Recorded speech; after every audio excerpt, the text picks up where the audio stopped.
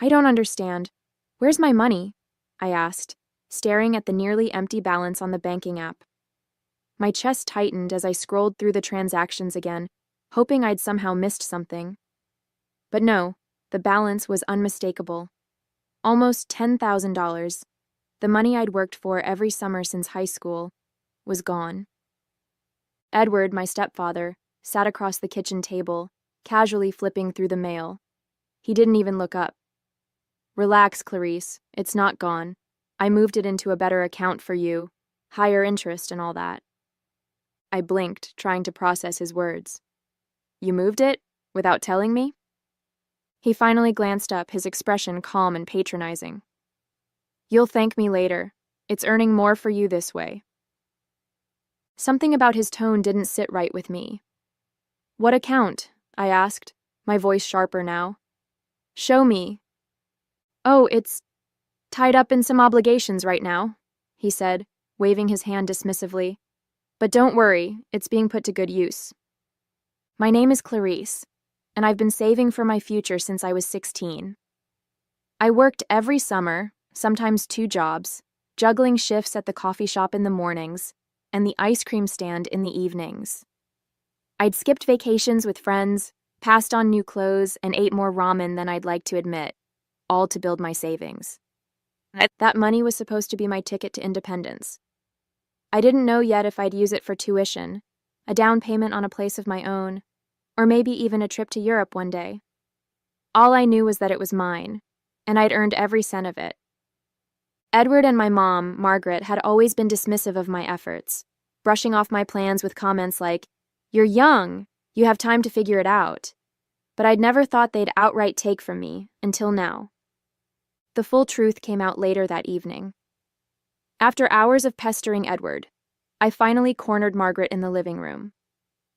Where's my money, Mom? I demanded, my voice trembling with frustration. Edward said he moved it into some account, but he won't tell me where. She hesitated, glancing toward the kitchen where Edward was fixing himself a drink. Look, Clarice, she began, her voice soft but firm. It's not as bad as you think. That's not an answer, I snapped. What did you do with it? Her face tightened, and I knew immediately that whatever she was about to say would make my blood boil. We used it to pay for Emily's tuition, she admitted. Emily? I repeated, stunned. Your stepdaughter? You used my money to pay for her college? She needed it, Clarice, Margaret said defensively. Her financial aid didn't come through, and she was at risk of losing her spot. What were we supposed to do, let her drop out? Yes, I yelled, unable to hold back. She's not my responsibility. That money was for me. How could you think this was okay? Edward appeared in the doorway, holding his drink like it was a prop in some smug performance. You're young, he said, echoing Margaret's favorite excuse. You can always earn it back.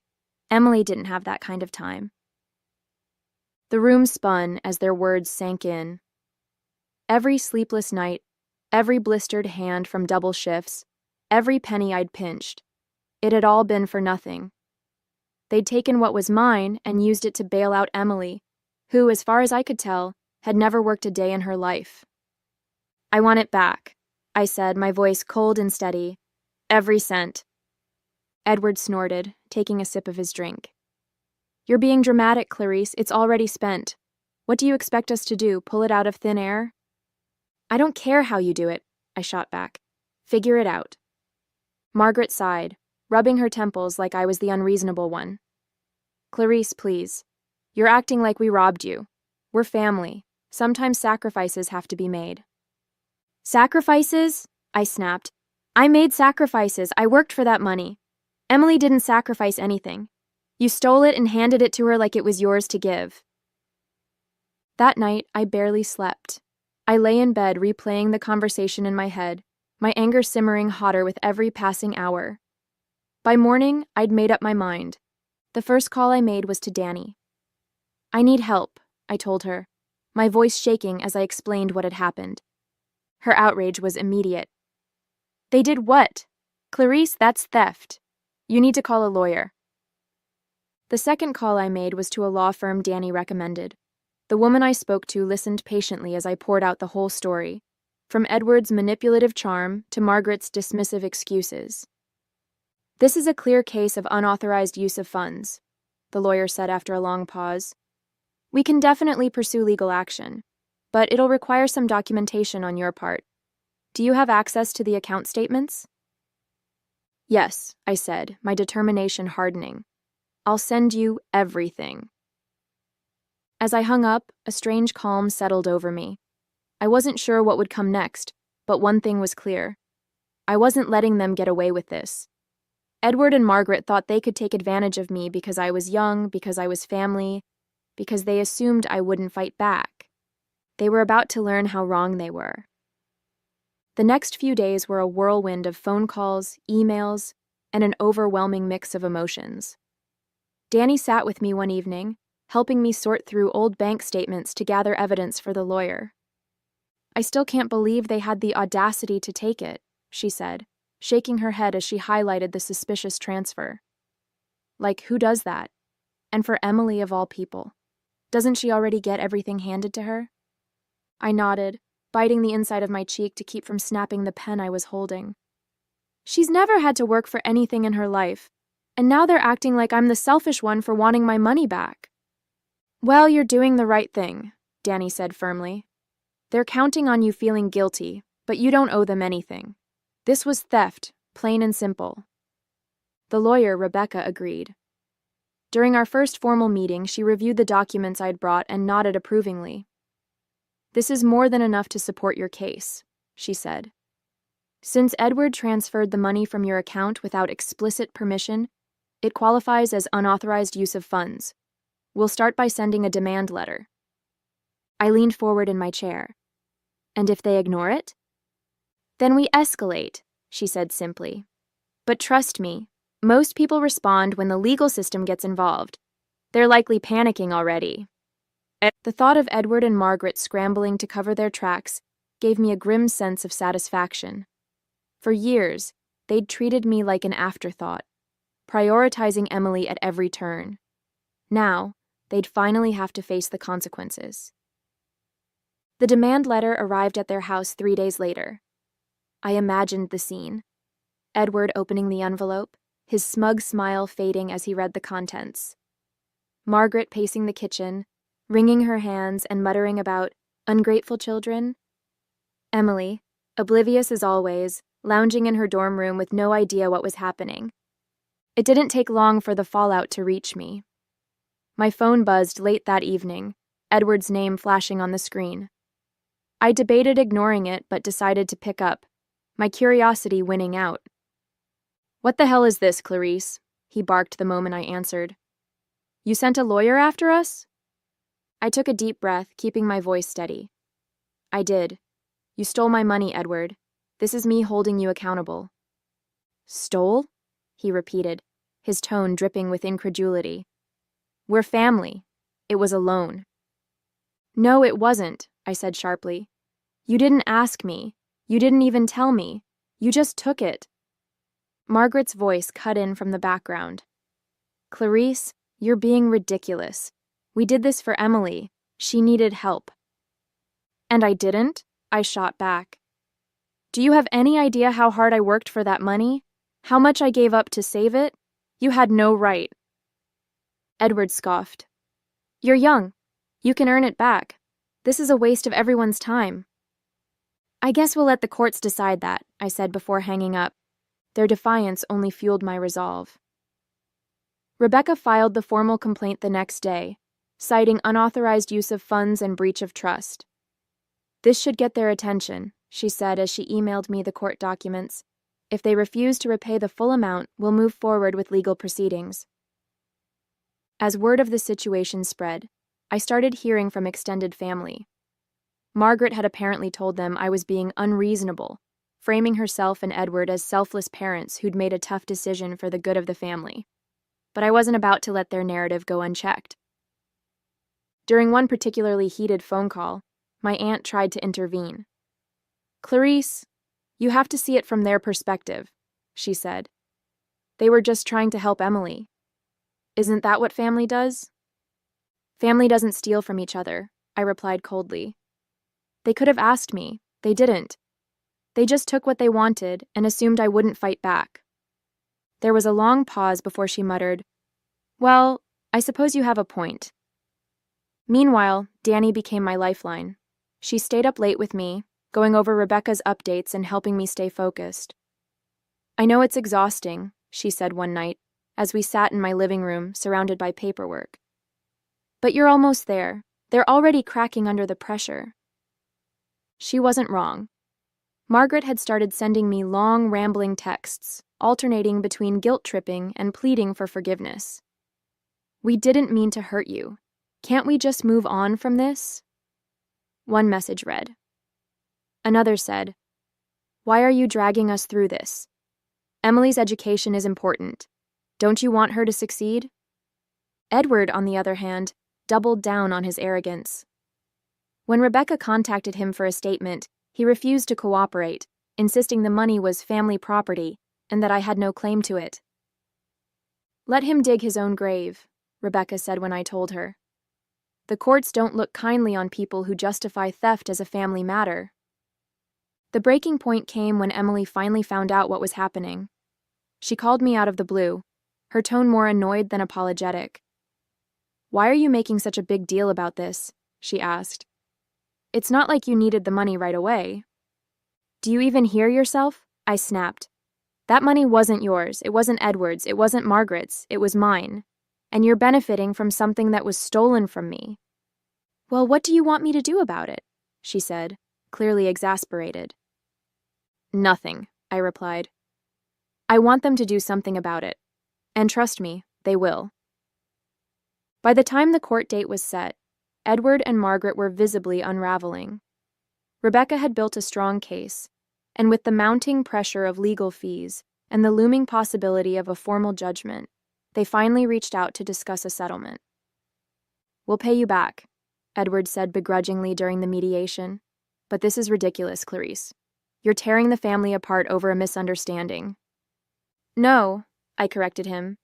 "You tore this family apart the moment you decided my hard work didn't matter. This is me fixing it." The mediation room was stark and sterile, the kind of place that didn't allow for illusions. Edward sat across the table from me, arms crossed, his face a mask of frustration. Margaret sat beside him, wringing her hands and avoiding my gaze. Rebecca, my lawyer, sat confidently at my side, flipping through the stack of documents that outlined every detail of their betrayal. The mediator, a middle-aged woman with a calm but firm demeanor, began the session. "We're here to resolve the dispute between Clarice and Edward and Margaret Reynolds regarding the unauthorized transfer of $10,000 from Clarice's account. Both parties will have the opportunity to present their positions, and will work toward a settlement that satisfies both sides." "Let me start by saying this is a huge misunderstanding," Edward said, leaning forward. His tone was measured, but the tension in his voice was unmistakable. "We didn't steal anything. We moved the money to help our other daughter Emily with her tuition. Clarice is young, she has plenty of time to save more." Rebecca didn't even flinch. "You transferred $10,000 out of her account without her permission," she said, her voice cutting through his excuses. "That's not a misunderstanding. That's theft." Edward smirked, but it didn't reach his eyes. "It's family money. We're all part of the same household. I didn't think we needed to ask for permission." "You didn't think you needed to ask," Rebecca repeated, her tone incredulous. "Even though the account was in Clarice's name and she was the sole contributor?" Margaret finally spoke up, her voice shaky. "We didn't mean to hurt her. We just thought—" "That she wouldn't notice? That she wouldn't care?" I interrupted, my voice cold. "You thought you could take what I worked for and call it a family decision. That's not how this works." The mediator raised a hand to stop the back and forth. "Let's focus on the facts," she said, her tone firm. "Clarice, your position is that the $10,000 was yours, earned through your work, and transferred without your consent. Is that correct?" "Yes," I said, holding my gaze steady. "It was my money, saved over years of working multiple jobs. I didn't agree to any of this." "And Edward," the mediator continued, You claim the transfer was made in good faith, with the intention of helping your other daughter? That's right, he said, his voice sharp. It wasn't malicious. We were just trying to help Emily. Then why didn't you ask me first? I shot back. Why did you lie and say it was going into a higher interest account? Edward opened his mouth, but no words came out. For the first time, he looked genuinely cornered. Rebecca took over, sliding a document across the table. This is the transaction record showing the unauthorized transfer. It clearly states that Edward accessed the account without notifying Clarice. Additionally, we have screenshots of text messages where he admits to using the money for Emily's tuition. There's no ambiguity here. Margaret paled as the mediator examined the evidence. Edward's jaw tightened, his bravado fading. We didn't think it would be such a big deal, he muttered, almost to himself. It's a big deal, I said, my voice steady but firm. You didn't just take money. You took my trust. And now you're trying to justify it instead of owning up to what you did. The mediator set down the document and folded her hands. Edward, Margaret, based on the evidence presented, it's clear that the funds were transferred without Clarice's consent. While I understand your intentions, your actions violated her financial autonomy. The recommendation is for full repayment, along with any associated legal fees incurred by Clarice. Margaret gasped softly, but Edward didn't move, his face a mask of controlled fury. How are we supposed to come up with that kind of money? He asked, his voice tight. That's not my problem, I said coldly. Figure it out, just like I had to figure out how to save it in the first place. After a tense silence, the mediator spoke again. If you agree to the repayment, we can settle this here today. Otherwise, Clarice has the option to pursue a civil lawsuit, which could result in further financial penalties. Edward exhaled sharply, glaring at me like I was the one who had wronged him. Fine, he said through gritted teeth. We'll pay her back. The mediator nodded, sliding a settlement agreement across the table. Please review and sign. As they scrawled their signatures, Margaret looked up at me, her eyes filled with something between anger and sadness. We didn't mean for it to come to this, she said quietly. It didn't have to, I replied, meeting her gaze. You made the choice to take what wasn't yours. I'm just making sure you face the consequences. Walking out of that room, I felt a mix of emotions, relief, vindication, and a lingering sadness for what could never be repaired. Rebecca placed a reassuring hand on my shoulder as we headed to the elevator. You handled that perfectly, she said. They're lucky you didn't push for more. They'll pay for what they did, I said. That's all I wanted. But deep down, I knew it was about more than the money. It was about proving to myself that I wouldn't let anyone, not even my own family, treat me like I didn't matter. The check arrived in my account 2 weeks later, the first of several payments outlined in the settlement agreement. It wasn't the full $10,000 yet, but seeing even a fraction of my money returned felt like a victory. For the first time in weeks, I breathed a little easier. It wasn't just about the money. It was about knowing I had taken a stand. Margaret called the day after the transfer. Her voice was softer this time, almost apologetic. Clarice, she began, hesitating, we've started making the payments. I hope this means we can start moving on. I didn't respond immediately, choosing my words carefully. Moving on isn't just about paying me back, I said. It's about understanding what you did and why it was wrong. We didn't mean to hurt you, she said quickly. We were just trying to help Emily. You keep saying that, I replied, my tone even. But you didn't ask. You didn't even think about how it would affect me. That's what hurts the most. She sighed heavily, and for a moment I thought she might finally take responsibility. But then she said, You're young, Clarice. You have your whole life ahead of you to rebuild. Can't we just put this behind us? I clenched my jaw, feeling the familiar frustration bubbling up. This isn't about being young or old, Mom. It's about respect, and if you can't understand that, maybe we're not ready to move on. Her silence spoke volumes.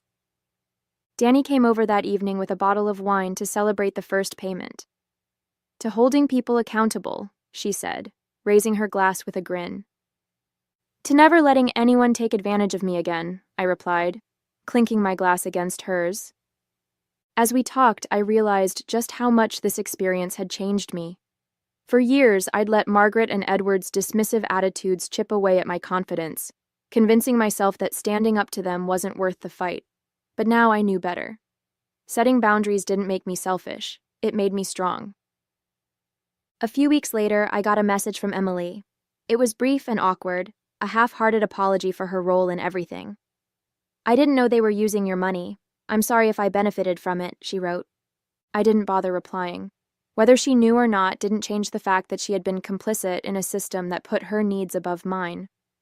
Forgiveness might come eventually, but not yet. Edward predictably stayed silent. He made the payments on time but didn't reach out, his pride likely keeping him from acknowledging the situation any further. That was fine by me. I wasn't interested in mending fences with someone who saw me as little more than a resource to exploit. As the payments continued to roll in, I started to feel like I could breathe again. I adjusted my budget, reopened my savings account, and set new goals for the future. The betrayal still stung, but it no longer consumed me. Instead, it fueled me, reminding me of my own resilience and the importance of protecting what I'd worked so hard to build. The money would eventually add up, but the sense of empowerment I'd gained from standing up for myself was priceless. Months later, as the final payment hit my account, I stared at the total balance with a mixture of pride and relief. My savings were whole again, not just the money I'd worked so hard for, but the validation that came with reclaiming what was rightfully mine. It felt like a new chapter, one where I finally had control over my future. I treated myself to a quiet celebration that evening. No big parties, no extravagant purchases, just a simple toast in the comfort of my apartment. I'd rebuilt what they had tried to take from me, and the lessons I'd learned in the process were worth even more than the money. Margaret called again shortly after the final payment. This time her tone was measured, almost careful. "Clarice," she began, "I know we've had our differences, but I hope we can move forward now." "Moving forward means respecting me," I said, my voice calm but firm. "Not just my money, but my decisions, my boundaries, my autonomy. If you can't do that, there's nothing to move forward to." There was a pause on her end, long enough for me to wonder if she'd finally heard me. "I'll try," she said quietly.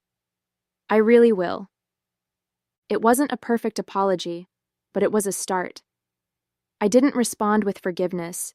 It would take time to rebuild trust, but I felt a flicker of hope that maybe one day our relationship could be mended.